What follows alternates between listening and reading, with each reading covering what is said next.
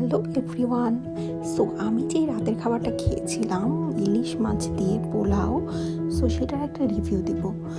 তো যেহেতু রিভিউ না দিলে হবেই না, মাছের টেস্টটা কেমন ছিল এবং বিশেষ করে ইলিশ মাছের ডিমটা। সো যাই হোক, আমি এখন শুরু করছি মাছের ডিম দিয়ে প্রথমে। খুবই টেস্টি। মাছটা যেমন ভালো তেমন তার ডিমটা, সাথে একটু কাঁচা লঙ্কাও নিয়ে নিয়েছি টেস্ট করার জন্য। ইলিশ মাছের ডিম বলতে আমি বুঝি একদম সফট থাকবে এবং মজাও থাকতে হবে। সো যাই হোক, আমার কাছে খুবই ভালো লেগেছে রান্নাটা। আমি বেশি পোলাওয়ের সাথে ঝোল পছন্দ করি না, তাই আমি একটু মাখো মাখো খেয়েছি। আপনারা যদি এভাবে খেতে চান, আপনারা ট্রাই করে দেখতে পারেন।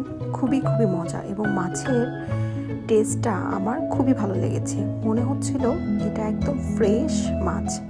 সো যাই হোক বন্ধুরা, সবাই ভালো থাকবেন। Thank you.